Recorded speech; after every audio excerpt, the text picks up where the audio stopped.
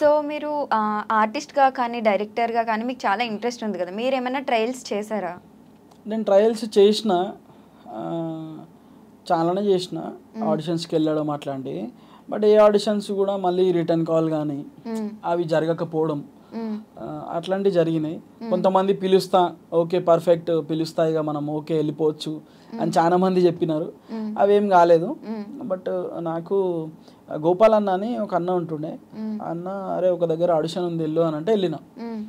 వెళ్తే movie audition Jithender Reddy movie, ఆ మూవీకి సెలెక్ట్ చేసేసినారు నన్ను.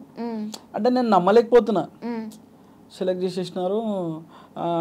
ఎట్లా పేమెంట్ ఎంత ఎక్స్పెక్ట్ చేస్తున్నారు అని అడిగినాడు మేనేజర్. అడిగితే సెలెక్ట్ అవడే ఎక్కువ, సరే మనకి ఎంత పేరున్నా ఏమున్నా సినిమా సినిమానే, ఆ సినిమా ఫీల్ వేరే ఉంటుంది. సరే మనకి ఎంత వస్తున్నా, డబ్బులు ఎంత వస్తున్నా ఏమొస్తున్నా, అయితే నేను ఏమన్నా ఏదో సార్ కొంచెం చూసేసేయండి ఏం కాదు అని అన్నా. వాళ్ళు ఏమన్నారు, సరే ఒక 3000 చేసుకోండి అని అన్నారు. అంటే ఈ సినిమా మొత్తం 3000 అంటే ఇక పర్లేదులే ఈ సినిమా కదా అనుకున్నా. అంటే ఓకే సార్ ఎన్ని డేస్కి సార్ అంటే, లేదు డైలీ 3K అని అన్నారు.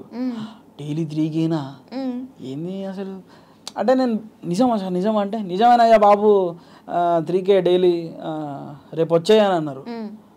రేపు వచ్చాయి అంటున్నారు అంటే నేను ఎన్నో ఇయర్స్ హార్డ్ వర్క్ అని చెప్పేసి నాకు మస్తు అనిపించింది.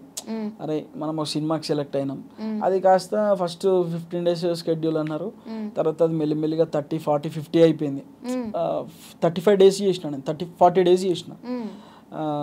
అంటే ఆ క్లైమేట్ బాగాలేకపోవడం వల్ల కొన్ని స్కెడ్యూల్స్ మిస్ అయిపోయి అట్లా అట్లా అట్లా జితేందర్ రెడ్డి మూవీ కంప్లీట్ అయిపోయింది. అది ఇప్పుడు మంచి ముహూర్తం టైం చూసేసుకొని రిలీజ్ చేస్తారు. త్రూ అవుట్ ఉంటా, మంచిగా ఉంటుంది మూవీ అంతా కూడా ఉంటా. అది ఒక బయోపిక్, చాలా మంచిగా వచ్చింది మూవీ. నేను డబ్బింగ్ చేసేటప్పుడు చూసిన, మంచిగా వచ్చింది. All the very best. Director sir వచ్చి ఉయ్యాల జంపాల, నాని మజ్ను, విరించి వర్మ గారు, చాలా ఓపిక క్యాండిడేట్. ఓకే, ఎలా అయినాయి మీ షూటింగ్ డేస్ అన్ని? బాగా అయ్యాయా? హ్యాపీ. నేను నాకు నచ్చిన పని ఏది కష్టం అనిపించలేదా మీకు షూటింగ్ లో? లేదు, నాకు ఎంత దూరం ఉన్నా, నేను ఉండేది దమ్మాయిగూడ, వాళ్ళు వెహికల్ పెట్టేది కృష్ణనగర్లో.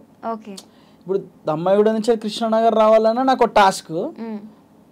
డైరెక్ట్ ఈ టాస్క్ ఎందుకు, డైరెక్ట్ పెద్ద టాస్క్కి వెళ్ళిపోదామని బండి మీదనే చాలా దూరం ఉన్న లొకేషన్స్ కూడా వెళ్ళినా నేను. 50 kilometers 55 kilometers నేను నా యాక్టివా మీద వెళ్ళిపోయేటోని. ఇష్టమైన పని, మంచిగా టైంకి లేచేటోని. నా పని అంటే టైంకి లేస్తా. మనది ఏదైనా షూట్ ఉంది, ఏదైనా ఇది ఉంది అంటే టైం టు టైం ఉంటుంది, టైంకి వెళ్ళేటోని. చాలా హ్యాపీ అనిపించేది, మన పని కాబట్టి హ్యాపీ జరిగింది. మీ లైఫ్లో బాగా బాధపడిన ఇన్సిడెంట్ ఏంటి? బాధపడిన ఇన్సిడెంట్స్ అంటే,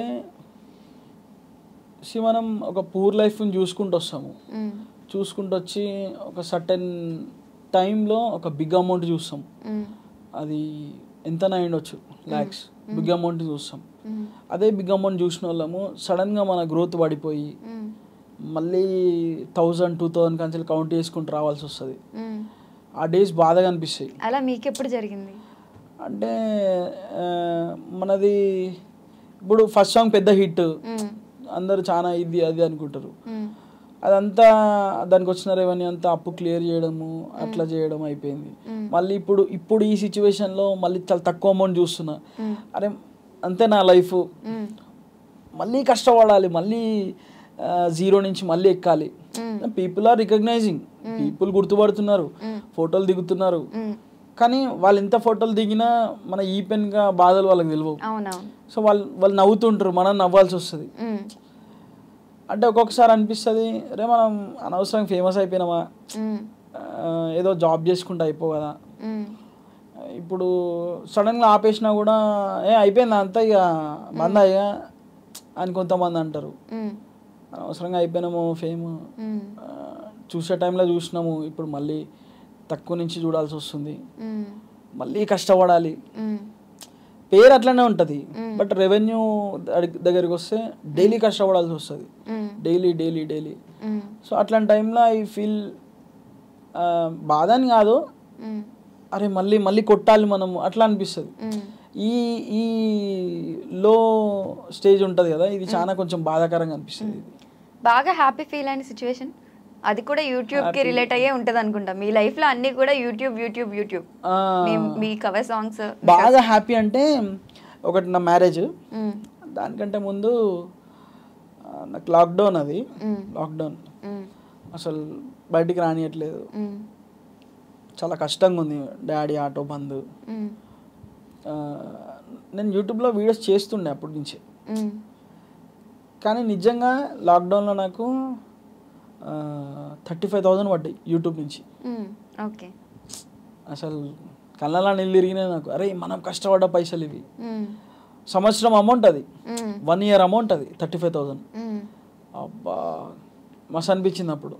డబ్బులు వస్తాయి ఆ యూట్యూబ్ నుంచి, ఓకే చేయొచ్చు, ఒక హోప్ వచ్చింది. అదే నా ఫస్ట్ అమౌంట్. జాబ్ వదిలేసిన కదా, జాబ్ వదిలేసినాక అదే నా ఫస్ట్ అమౌంట్. అది హ్యాపీ అనిపించింది అప్పుడు.